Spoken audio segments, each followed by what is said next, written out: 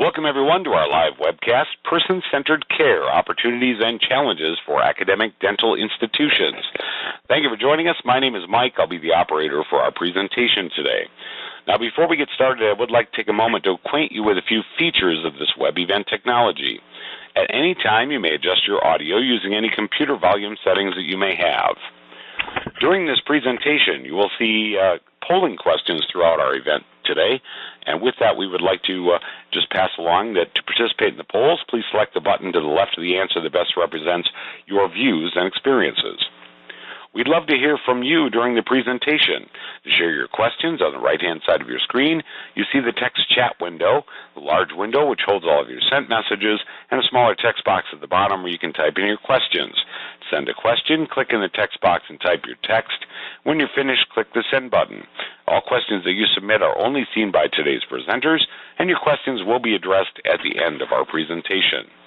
Also, at the conclusion of today's program, we ask that you complete a brief post-event survey. Please take a moment to complete this survey in order to receive continuing education credits for this webinar.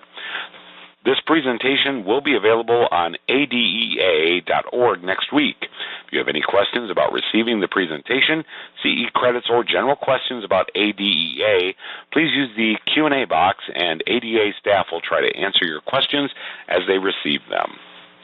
We will now turn the microphone over to Ben Isagari, who is the Director of Faculty Development and E-Learning at ADEA. So, Ben, welcome. Thank you, Mike.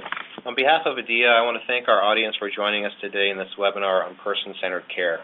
We're thrilled to have three fantastic speakers leading the discussion, which include Drs. Andrew Spielman from the New York University College of Dentistry, Nadeem Karambuks from Tufts University School of Dental Medicine, and Mohammed Walji from the University of Texas School of Dentistry at Houston. As Mike mentioned, we encourage the audience to ask questions throughout the presentation by utilizing the chat box to the right, and we'll have time dedicated to Q&A at the end of the presentation. And it's now my pleasure to introduce Dr. Andrew Spielman, who will be kicking off our discussion today. Thank you, Ben.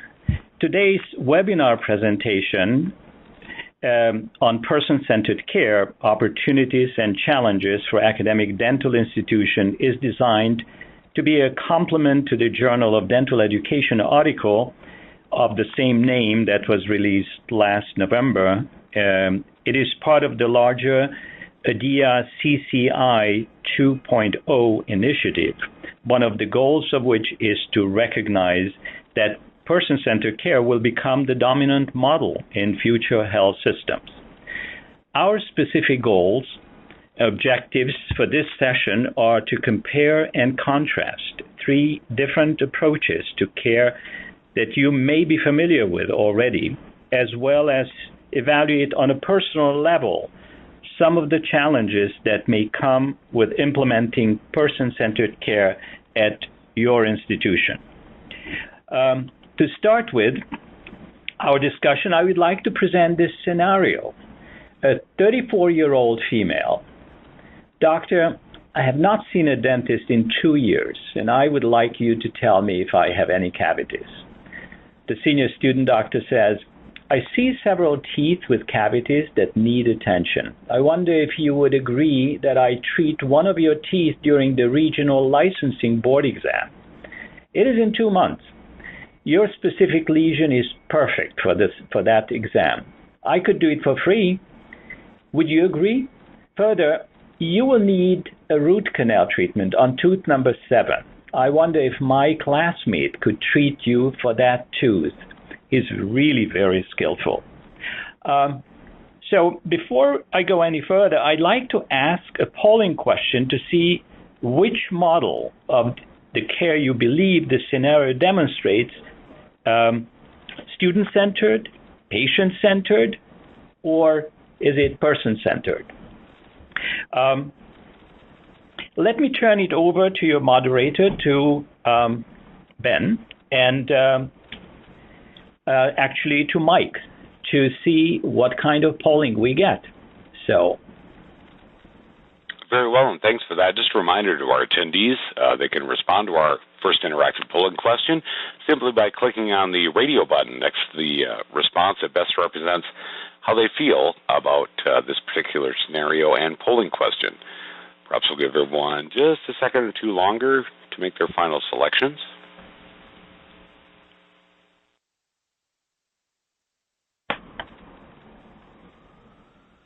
And it would appear as if the majority of sites have made their final selection. So we'll go ahead and stop the poll, and I'll turn things over to our presentation team for any response. Okay, thank you, Mike. As you can see from the poll results, 96.5% consider this as student-centered care, and 3.4%, 4.5% considered it person-centered care. Nobody thought that this was a patient-centered care. So this scenario was actually, as the vast majority of the audience guessed it was actually representative of student-centered care. Now, let's examine a second scenario introduced by my colleague, Nadeem Karim-Baksh. I'll turn it over. Thank you, Andrew.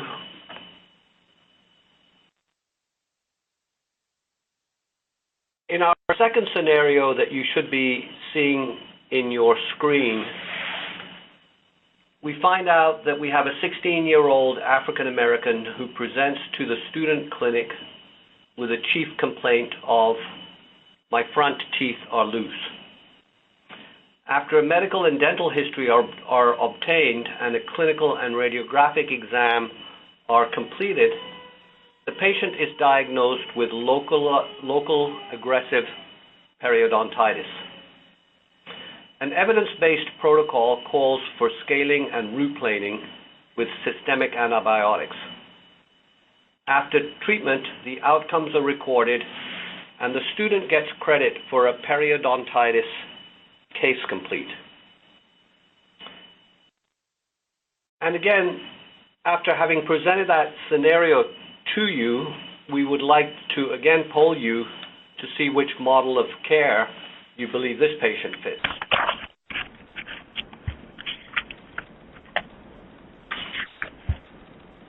And again, just that reminder, the radio button just to the left of each response, depending on how your attendee site feels about our next interactive polling question.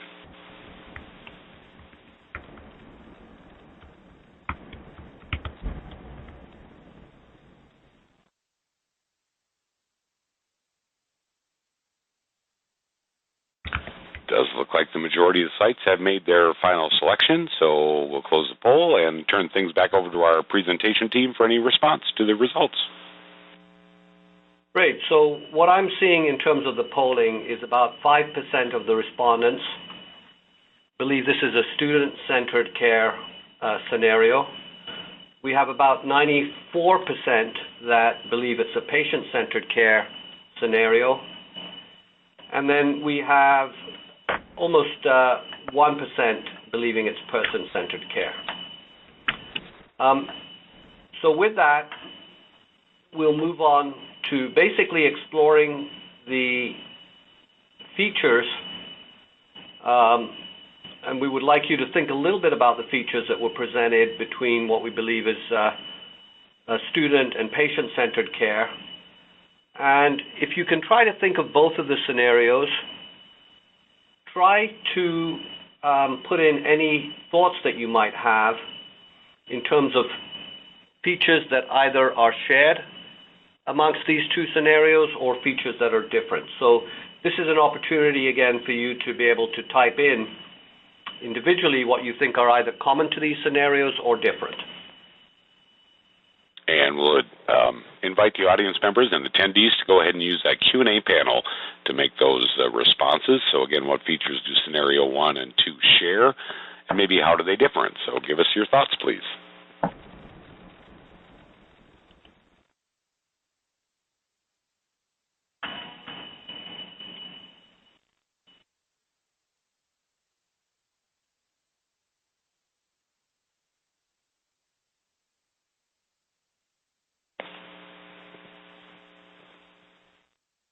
So as you type these things in, I'll give you some of the responses that we're seeing from the group. We have one respondent that says both scenarios are considering patient clinical needs. We have another respondent that says, again, they're both providing treatment for a patient in need. So again, we see the commonality that a patient is presenting with certain symptoms, and we are addressing their needs. We have one respondent that believes that both scenarios represent a benefit for the student, i.e. they're student-centered. And one of the things that is common is that the students are meeting certain requirements, so to speak. In the first scenario, you notice that the student is getting kind of rewarded for behavior that is student-centered. In other words, they're meeting requirements of operative dentistry, but at the same time, they're also looking at the patient as if they meet a threshold for a classmate as well in the endodontics.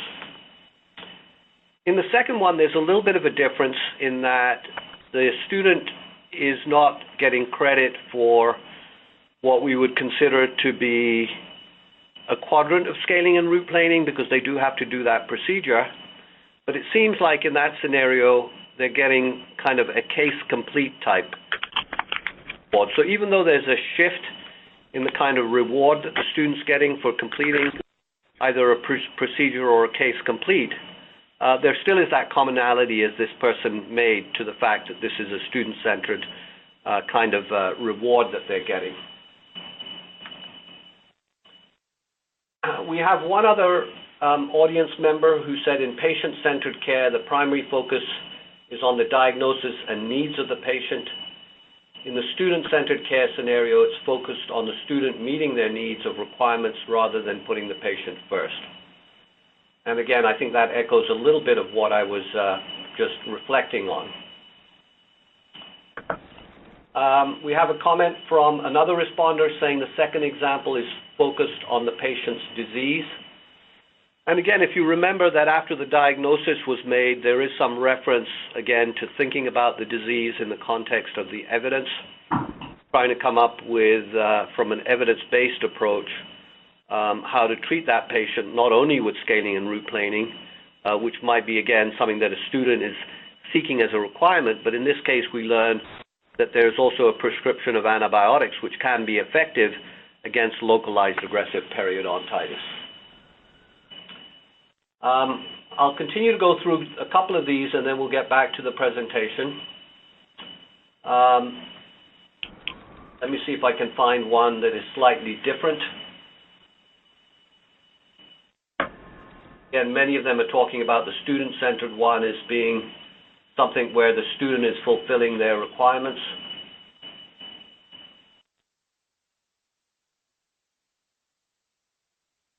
We have one comment on emphasis is on the student needs or disease diagnosis, not on the whole person's care. And again, the last comment I'll read is they both help students complete requirements. They differ in that patient needs seem to come first. So at this point, I'd like to go forward just to show you the table that was published in the Journal of Dental Education article that was published in November of 2017. And in particular, if we think about that scenario that you were just presented with, in the patient-centered care model, and again, many schools have kind of gone into patient-centered care, there is the focus on the patient during the individual needs as opposed to student-provider gaining sufficient experiences. The focus is on the management of the disease, again, rather than the focus perhaps in a student-centered piece on the patient's ability to pay.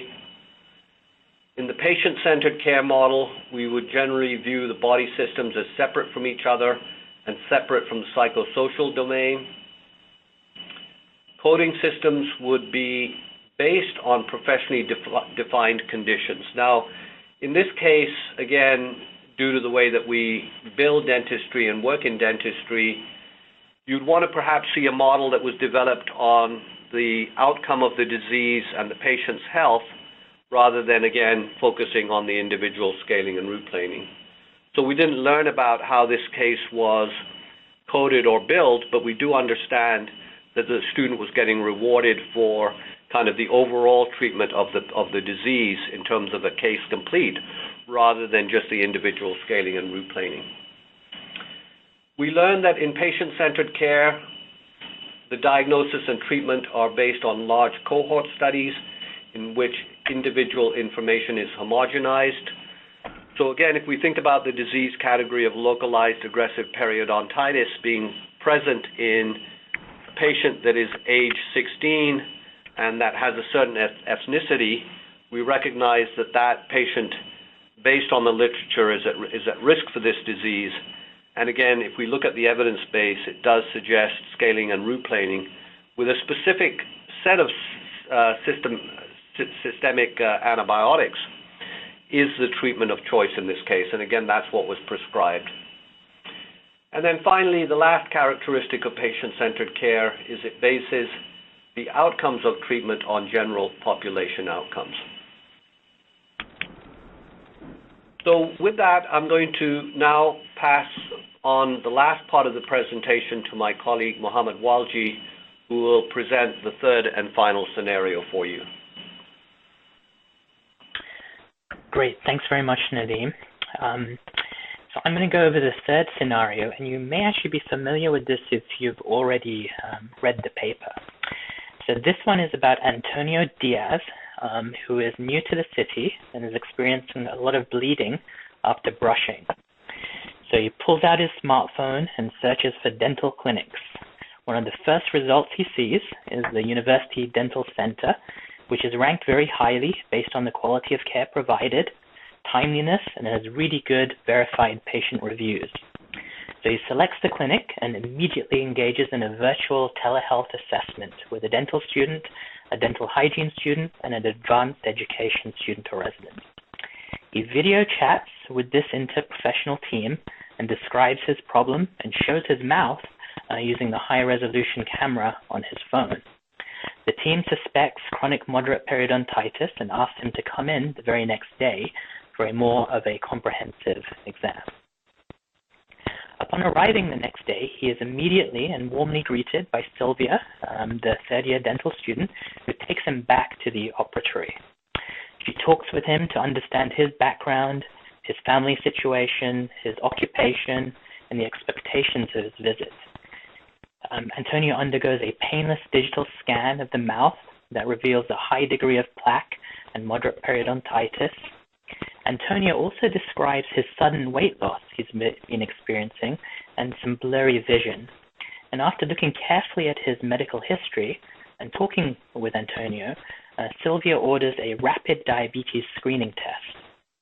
In coordination with the university's medical team, Arjun, the second-year hygiene student, collects a saliva sample and within seconds determines that the blood sugar level is actually elevated.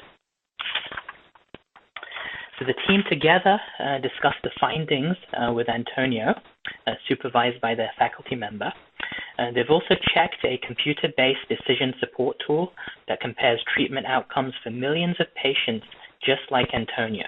And they together decide, based on the current evidence and the expectations of the patient and the recommendations of the faculty and students, that scaling and route planing may actually be a very effective option for Antonio going forward. Now, Antonio does not have a PCP, so the interdisciplinary team make an electronic referral for a primary care doctor who is just one floor above in the university dental clinic. He's also referred to other practitioners like a nutritionist and a physical therapist to help with some of the other ailments Antonio has. Antonio completes his dental treatment by the periodontal resident that same day. Antonio then receives a personalized after-visit summary that lists the preventative recommendations, aftercare instructions, and agreed-upon follow-up visit. 3 days after the treatment, Antonio receives a follow-up communication from the team. Antonio reports that the bleeding has subsided and he's doing really well. The outcomes of that treatment are then automatically added to the machine learning engine in the electronic health record. So now we'll ask our moderator, Mike, to open up another polling question for us So if you can take a second and tell us, and this is an easy one, which model of care do you think this scenario demonstrates? Again, just that same reminder, the radio button to the left of each response to our polling question, best representing how your attendee site feels about this question.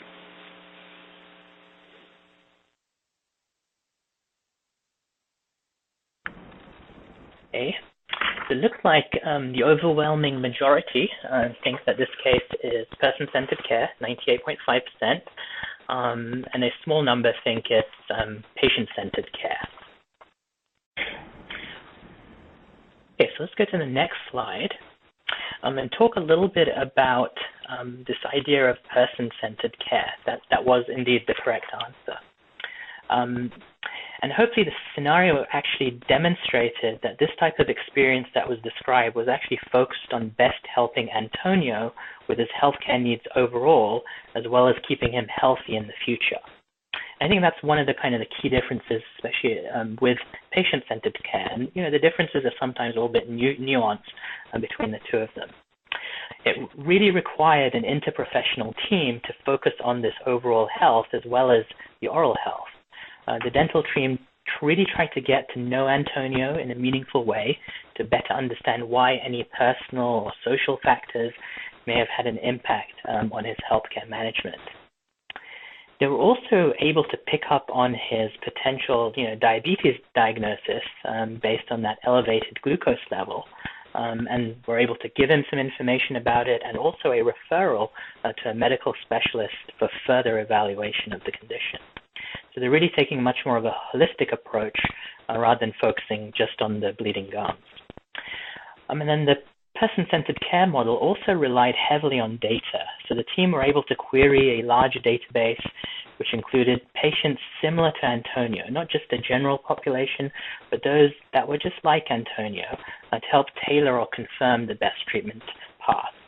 And in turn, the outcome of Antonio's treatment was fed back into the database, part of a true learning health system. So before we get into some of the challenges associated with implementing person-centered care, I'd like to again open up one more poll for our audience. If you can take a second to think about your own institution, which model of care do you think currently dominates? So I think Mike has already opened up the poll for us. We'll give everyone just a moment or two longer to make their final selection to this interactive polling question.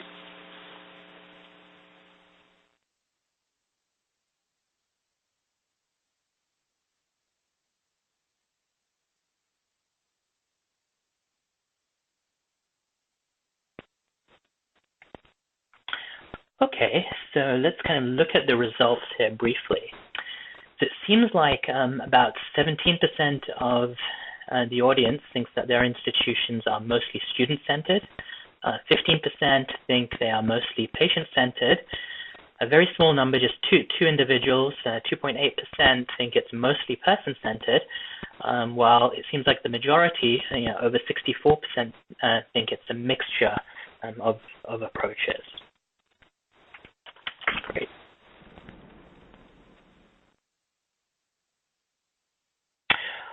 Okay, so I'd also like to ask the audience an open-ended question now that they can respond to via the chat box. What challenges do you guys anticipate implementing a person-centered care model at your institution? So in the Q&A box, feel free to respond to that. Now, while you guys are responding, Andrew, Nadeem, and I would like to just speak about a few of the challenges that we've written a little bit about in the paper. So the first challenge is this issue of what is the core mission of a dental school? Now, the core mission of many schools seems to be to actually educate future practitioners. Now, does this core mission kind of conflict with being person-centered? I mean, what would happen if our core mission was instead to provide person-centered care? Would we still be able to train students? Hopefully these two missions are not mutually exclusive, but it seems like we may have some work to do to see how they can be reconciled. So Andrew, can you please speak about the second bullet on the competency systems and requirements? Thank you, Mohammed. Yes, I think that the second major challenge that schools are going to face is the way competencies are described. Most of you recall that the original set of competencies that came out from ADEA back in 1997, the 65 of them were primarily associated with dental procedures and a handful that were sort of broader. But the vast majority really focused on the student's ability to perform certain procedures. Dental schools then adopted some or all of those competencies, and if we were to do a survey, dental schools probably would have a mixture, but predominating with procedure-based outcomes. So to look at the competencies, you also realize that it drives, in many ways, the fact that students essentially consider their competency as a requirement for them to graduate, and therefore patients are subservient to that ultimate goal. I believe that one of the biggest challenges that dental schools will face is to rewrite their competencies in a manner in which the patient becomes at the center of those competencies, and they don't necessarily have to be mutually exclusive. It's going to be a challenge, but I think that I would like to hear from some of the members of the audience about ideas how this could be overcome. So, Nadeem, can you address the third bullet on the infrastructure and financial sustainability aspect? Yeah, I'll just make a couple of comments on that area.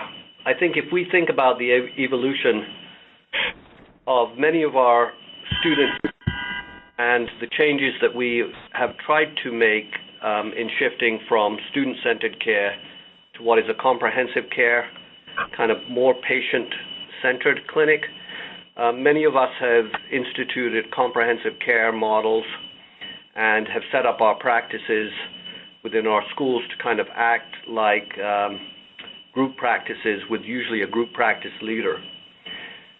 So, any kinds of changes to that model that are needed to make things more person-centered, we would have to start to think about. And certainly in the scenario that was presented by Mohammed, we recognize that some of the future is going to be driven by technology in terms of what our patients can access and how they can monitor their own oral health. So setting up clinics where we can receive that technology and decipher it in meaningful ways for the betterment of our patients' health is certainly one thing that we need to anticipate in terms of infrastructure and financial sustainability. As we also experience different models of access to healthcare in terms of being more person-centered, we all have models, again, where patients are having to come in typically to one kind of dental school setting, either in the city or within communities. And again, the question for us with that changing environment is going to be how do we allow our patients to access really our knowledge base and how do we interact with them in that new environment. And then finally, we all recognize that the way that we reward our students in terms of procedures is still very much the way that practitioners are rewarded. In other words, most providers are basically financially reimbursed for procedures that they're doing. And so I think, one of the things that we'll have to anticipate as well is that if we become person-centered and our outcomes of treatment are based on person-centered kinds of needs, what changes will happen in the healthcare system and what will we need to anticipate in our dental institutes to accommodate those changes. So I think those are some of the things that we certainly need to try to think about, and I would invite the audience, many of you who've got diverse experiences both nationally and globally, to perhaps add to the conversation with your comments in terms of thinking through, again, how we as dental schools will have to anticipate these changes. So this is Ben from ADEA again. Thank you to all our speakers for that wonderful discussion. We're coming up on the half-hour mark right now, and I did want to address at least one question that is a common theme throughout what we're seeing in the chat box. It doesn't include everything, but one of the common things that people are asking, and I'll pose this to you, Andrew, is how would you incentivize students to provide person-centered care? So it's an interesting aspect to incentivize students to have the same outcome as the patients would like to have. In other words, we currently incentivize students in the competency system that should they meet the competency level, they will graduate. Imagine a scenario where you would have the outcome of the treatment be the ultimate arbiter, or the satisfaction of the patients be the factor that determines competency. Think about a system that is similar now to many medical centers. You complete a medical examination, you had seen your doctor, and you leave almost within seconds. You have a survey, almost like a Yelp survey, to tell how was the service, how can this be improved.